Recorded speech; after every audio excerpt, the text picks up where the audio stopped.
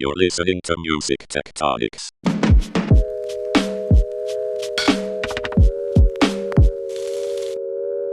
Hi, this is Tristan New Year Yeager back again as your irregular host on the Music Tectonics podcast.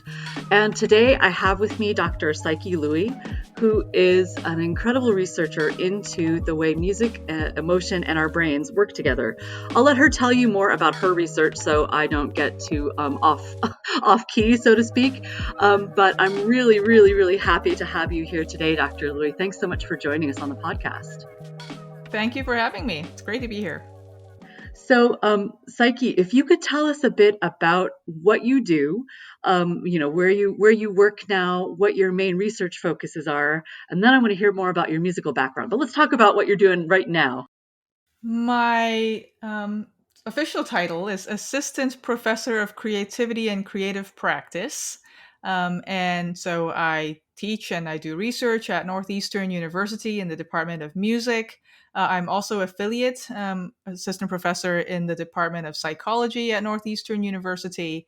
And I run my lab. My lab is called the Mind Lab, where MIND stands for Music, Imaging, and Neural Dynamics. So I study music and the brain. I look at brains as they're listening to music. I look at brains associated with music.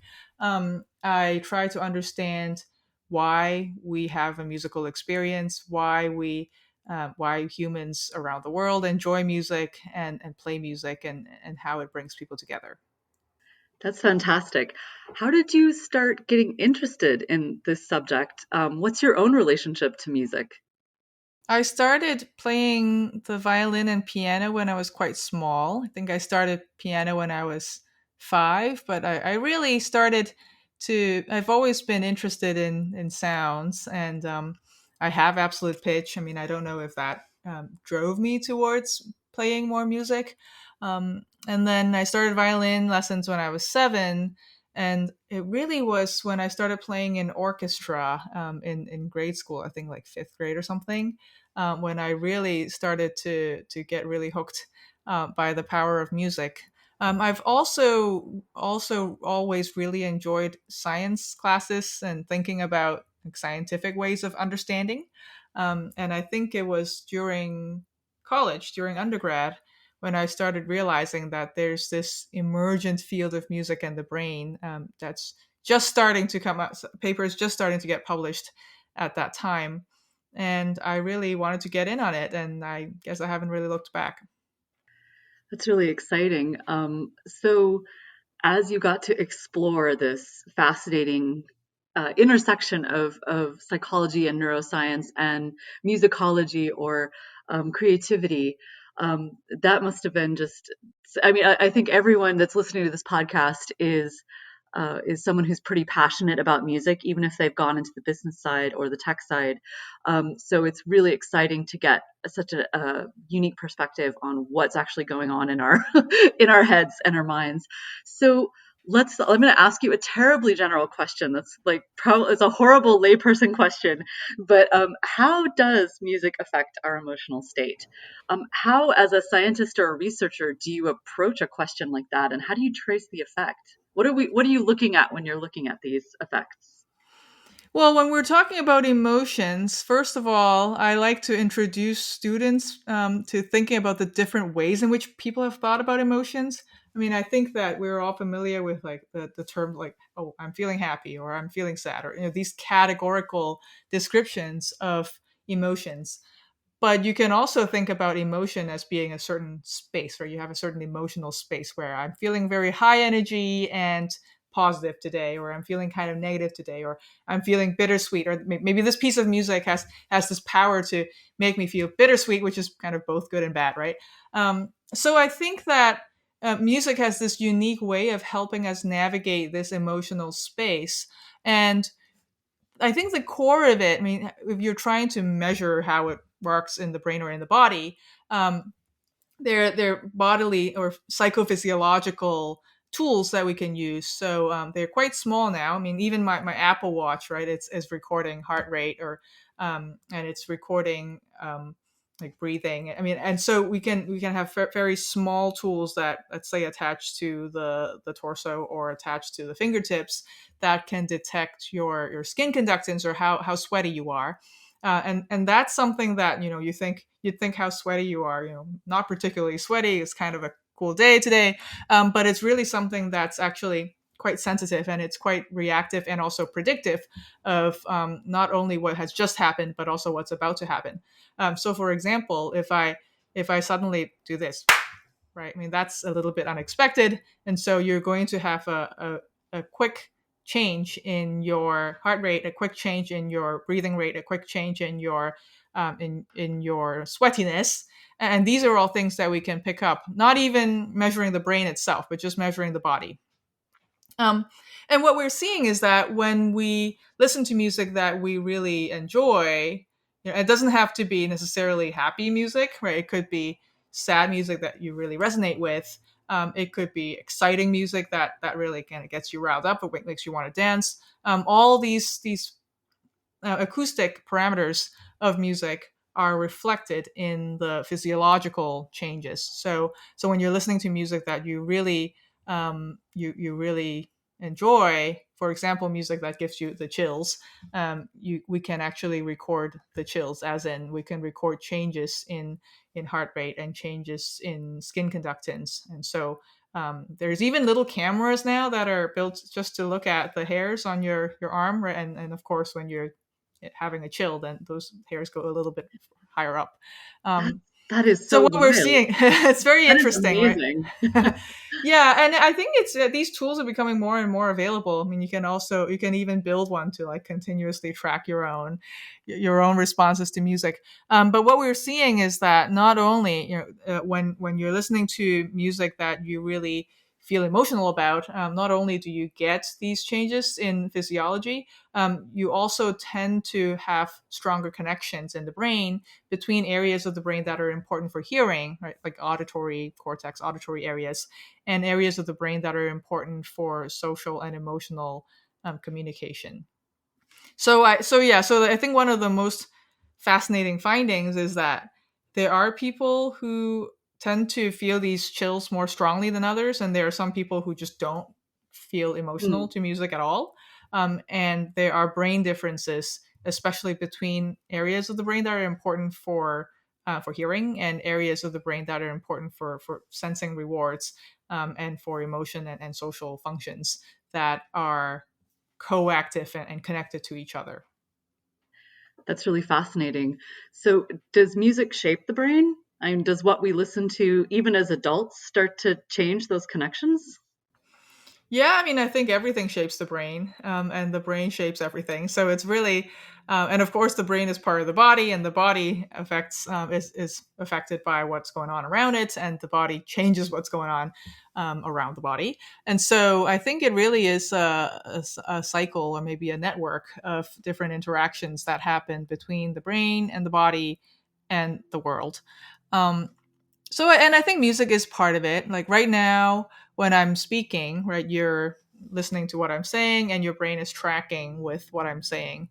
And because you understand English, and because you're like trying to pay attention to the conversation, your brain is not only tracking the acoustic parameters, right, not only tracking how fast I'm talking, but you're also tracking at a more high level, the structural or sentence level.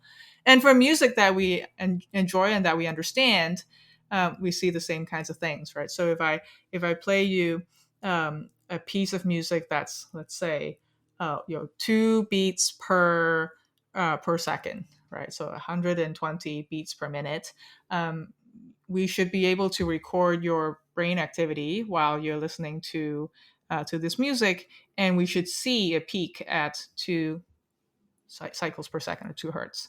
And so that's just an example of how the brain tracks and trains, or tunes itself, or tunes its activity to the sounds as they're coming in. And furthermore, what we've seen, but in the field of music perception and cognition, is that the more engaged you are by the music, and the more you understand or feel like it resonates with you, the more of this kind of frequency tuning activity we see in the brain.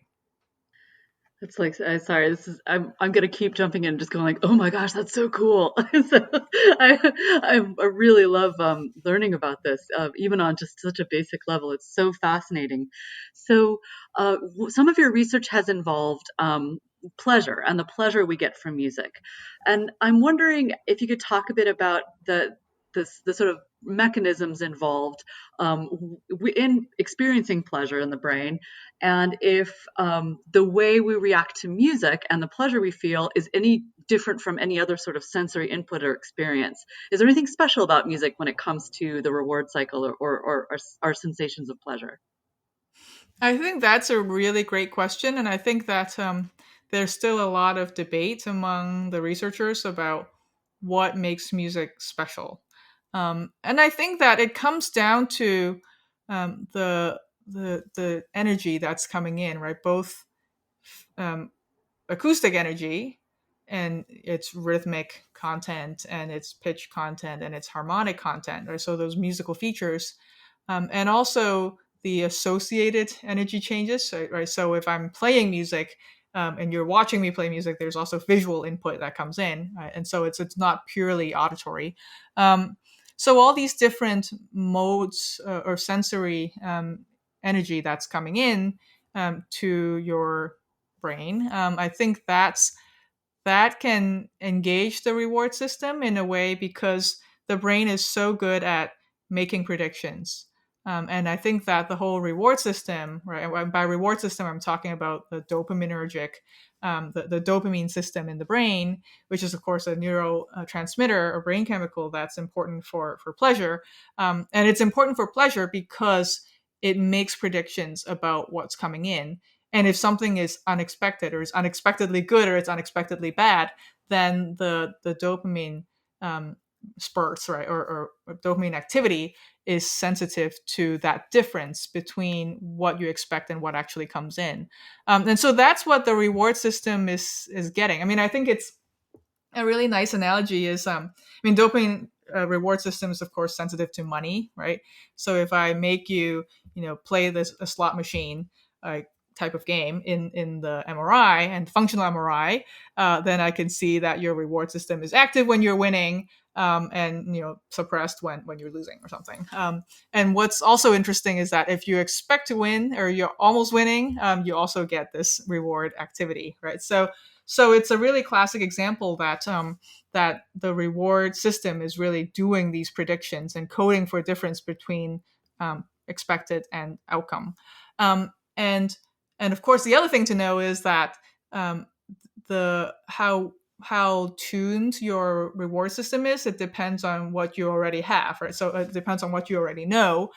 So for example, if you make a millionaire or a billionaire play a slot machine game for $1, right? You're not going to get as much activity as if you made a person who's at the poverty line play the same game for $1, right? So how much your brain responds to rewards is scaled by what you know and what you have to start. And I think music is also that way. I mean, we've done some studies where we compared jazz improvising musicians, for example, against classically trained musicians. And what we're seeing is that there are different patterns of activity that are related to the reward system and related to learning, but really reflect the different kinds of knowledge that people have and that they bring into to their musical experience. So jazz improvising musicians, for example, like when they hear a new note, they're like, "Oh, that's interesting." Their brain engages with it, and then they kind of almost forget it, and they can kind of keep moving forward. And I think that's what enables this very free flowing state of jazz improvisation. Whereas a classical musician, like your typical like uptight like orchestral classical musician, of which I'm one of these people. You go in, you hear a note, and you hear something that's unexpected, and you say, "Oh, that's wrong," and so you just think about how that was wrong and how you're going to not make that mistake again. Whereas a jazz musician might not treat it as a mistake as much as treat it as something interesting that you want to engage with, and then kind of move forward from there. It's so incredible how deeply our memory and experiences and skills impact our perception. I think that's such an amazing example you just gave. Um, so, some other ways that people often engage with music, especially nowadays with the wide availability of things like on-demand streaming services, etc., is to use, so basically make it a background to their lives. So it's part of their lifestyle, whether they're exercising or whether they're trying to calm down or whether they're trying to get something done, like to focus on homework or on a task of some kind. And you and some colleagues did some research into sustained attention and background music that was really interesting. So I was wondering if you could tell us a bit about that research and what you discovered, and if there are any takeaways that you want to share for how people might approach attention encouraging music. Yeah, I think that's a really good question. So, for the past couple of years, I've been working with a startup company called Brain.fm, and um, it's an auditory neuroscience startup company in that they try to make music that puts you in certain states of the mind. And I think that it's really just a starting field. There's quite a few companies now that are coming up that are doing this. But the overarching principle comes from the fact that we do have these different modes in which the brain works, right? So, for example, I could be in a creative mode and just trying to take a step back from my daily routine exercises and maybe take a walk and try to encourage some new ideas. That's quite a different mode than this task oriented or task driven mode, when you're trying to get stuff done. You're trying to write your paper, you're trying to read a thing, you're trying to, I don't know, get through your work day.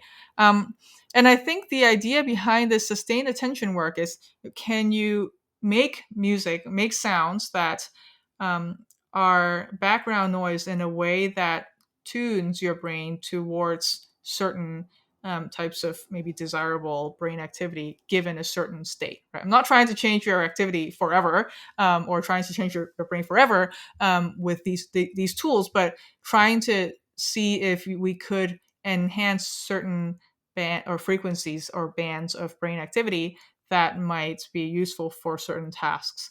And so, sustained attention is a really useful one to start because we often have failures in sustained attention. I mean, if we are trying to read, I'm sure you or your audience might have had the experience. You're trying to read an article and it's like 5 pages long, and you get through the second page and then you realize, oh, you didn't actually read it. Your just eyes were just moving, but maybe your brain wasn't actually tracking. And so that's a cognitive failure, if you could call it that, or a failure of sustained attention. And so in the lab, we can induce these by giving people some fairly boring tasks like, oh, you're going to see a number come up every second or so, and you're going to press a button whenever a number comes up, which is very, very easy. And then we'll say, except for if it's a number 3, so you shouldn't press a button when it's number 3. And so because this is so easy, you keep pressing the button most of the time. And then your mind starts to wander and you have these failures of sustained attention. And then when a 3 comes up, you still press the button, right? So it's a false alarm, even though you knew exactly what the rules were. And it's not because you didn't know, it's just because you stopped paying attention. And so what we're seeing is that people who tend to have these not necessarily ADHD, but or subclinical levels of ADHD, maybe people who report that they tend to have these failures in sustained attention, they tend to make more of these false alarms. But what we're seeing is that when people listen to music that's tuned to specific frequencies, right, that has these amplitude modulations or these energies inserted in a way that's that entrains your rhythmic brain activity, then people who have higher tendencies to report these failures in sustained attention, they tend to improve or show fewer mistakes after a few minutes of listening to this music.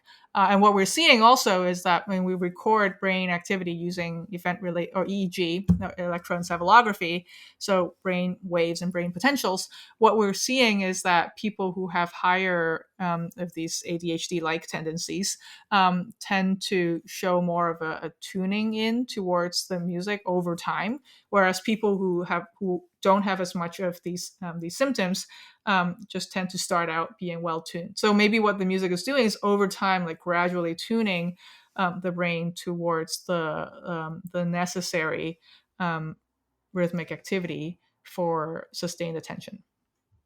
That's really exciting, and it's amazing that it's really specific frequencies. I mean, I think people are often self-treating, right? They're going to some like a lo-fi streaming, like chill beats kind of playlist, Yep. or whether it's Yep. on YouTube or Spotify or somewhere, trying to maybe they're seeking out, like it's almost like people are looking for this entrainment, this tuning that you're talking about. That's really, really fascinating. So it's cool to hear that you're working with some audio startups. And I mean, obviously, you think a lot about what music does, how music changes people, how music helps people, both from a sort of clinical psychological health perspective, and probably also just from a more humanitarian, Yep. social sciences Yeah. perspective. So Yeah. if you had a magic wand and you could create a new way to listen to music, or a new environment for listening to music, a new context for music listening, what would it be? How would your understanding of the brain, cause you to suggest new listening opportunities, different ways we could structure how we present music, how technology is involved. And feel free to get super sci-fi. This is completely speculative. This is, full on fantasy, but but I would love to hear your perspective. Like, what do you dream about? If you could create any kind of music listening experience, what would it be like? Yeah, I'm so appreciative of this question. I'm really glad you asked, and I love that you preface the question by saying you can be super high sci-fi, super pie in the sky. I think my first response is actually quite lo-fi. I mean, it's actually I wish people were more open-minded about what they listen to, right? And in some ways, that's not really related to brain. It doesn't have to invoke any brain arguments at all. It's really just maybe a psychological difference. I think sometimes people are can become kind of stuck in a rut about what they listen to and what they choose to listen to. I mean, so even this idea that music that hasn't been heard yet, that hasn't been composed yet, could be good for your brain or could be useful in ways that you didn't realize music could be useful for. I mean, I think that that idea still makes some people a little bit uncomfortable, maybe, because people, I think we get into this fixed notion of what music is and what it's supposed to do, right? I mean, and maybe some Yeah. of it is like this, art for art's sake, and it's something that should be protected and cherished. And I totally agree with that, right? But I also think that's something that music is something that can be innovated upon. And now that we know many things about neuroscience that we didn't know before, it would be really great to see that gap close between the sciences and music making and musical Yeah. arts and musical technology. I agree. And Yeah. oh, just to interrupt for a second, it makes me think of the algorithmic experiments that happened in like the mid-century, right? With like mid 20th century, like Xenakis, Schoenberg, and all the early, electronic music pioneers, many of whom were also women. I don't know. I feel like maybe the 21st century will be the century of brain-based composing, like where we can do just that, like explore those intersections that are coming from a new science, not just mathematics or computing, but our own biological systems. Like that to me is a thrilling thought. Yeah, and I think it opens up the possibility for different music for different brains. Like given we know that we humans are diverse, there are many different people are different in many ways. Brains are different in many ways. And if we can think of a music that is especially tailored towards, the way your brain works or the way my brain works, I mean, I just think that the possibilities are endless. I love the idea of different music for different brains, especially because music is so important to many people who are, say, aneurotypical. That would be an incredible application of music. Are there any sort of technological or other aspects that you see coming into play? Are there any sort of early, very, very early emerging technologies, whether it's stuff that's currently used commonly in the lab, but could be translated into more like a not a consumer product, but more broadly applied, the way things like heart rate monitors are or have been in recent years? You seeing anything interesting like that that intrigues you or makes you think about the possibilities for future listening? Yeah, I think that music can be used as a form of brain stimulation. So in my lab, we're testing out a new multimodal brain stimulation system that includes music, but it isn't only music; it's also lights. And so we were really inspired by research coming out of the MIT Media Lab the past few years, and also coming out of Boston University, showing that if you take a mouse model of Alzheimer's disease, right? So this is a mouse that's genetically, has the predisposition to get Alzheimer's disease, and it has these plaques and tangles that are protein deposits in the brain that are characteristics of Alzheimer's disease, and you can stimulate their brains. Both directly using light and also through the eyes, right? Using light, you can stimulate them in the gamma band frequency, which is around 40 hertz. And what you see is that these mice actually show a reduced a reduction in their protein deposits, and then they end up being better at running mazes and so on. And another lab looking at humans now, looking at older adults, have shown that if you if you apply brain stimulation using electrical stimulation in a way that's consistent with how their brains are already rhythmically operating, you can actually get working memory to improve in older adults, so that an older adult's working memory ends up approaching the same level as a young adult's working memory. So essentially reversing aging, right? Which is pretty amazing. Um, Incredible. yeah, and I think that music can have that power if we tailor it the right way, if we couple it with the right forms of stimulation, because music is so engaging and rewarding to listen to. So you can imagine having, let's say, choosing some music to listen to. Let's say for me, it's I don't know, Rachmaninoff's Second Piano Concerto, right?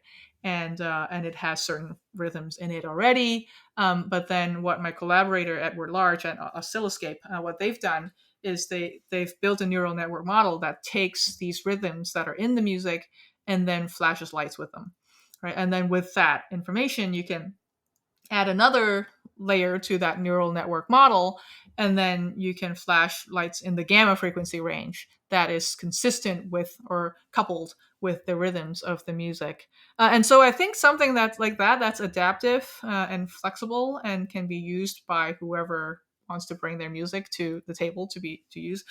So I think that can have really profound implications for how we think about interventions for people who need it the most. I mean, I think there's no question that Alzheimer's disease and dementia are really serious problems in our society.